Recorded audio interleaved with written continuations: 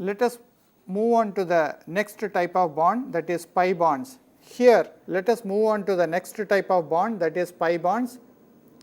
Here the pi bonds are formed by the sideways overlap or the lateral overlap of atomic orbitals.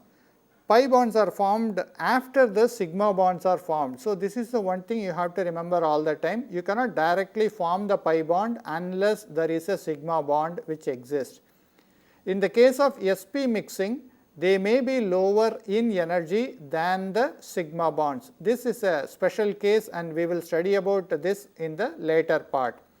So, here we are looking at the pp overlap. So, when two pp orbitals overlap, in the sideways overlap or the lateral overlap, they form bonding and antibonding orbitals as shown here.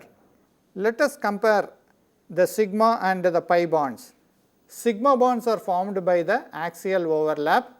They are always formed first and they are also very strong bond because the bonding forms in the internuclear, between the internuclear axis, and the free rotation around the bonding axis is possible in the case of sigma bonds, and they have cylindrical symmetry around the bonding axis.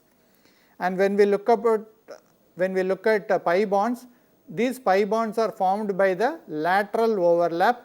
Because of the lateral overlap, they are actually very weak bonds, and these are formed after the sigma bonds are formed.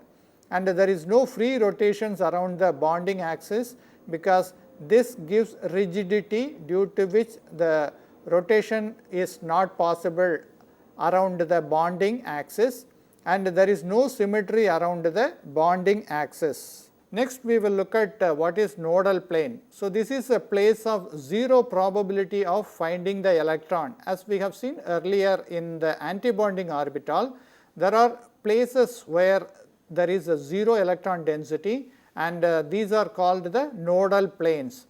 And bonding orbitals sometimes may or may not have nodal planes.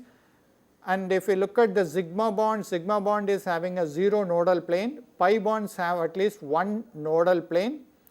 But in the case of antibonding orbitals, there is always going to be one nodal plane, and this nodal plane can be parallel or perpendicular to the bond axis. Here are some examples of the nodal plane. So, here in the antibonding orbital we have sigma star 1s orbital is having one node, and in the case of bonding pi orbitals there is a node between positive and minus lobes, and in the case of antibonding orbital pi star 2px we have two nodes. So, all antibonding orbitals are having a node, but in some cases, especially in the case of pi bond, there is also a node present in between the lobes.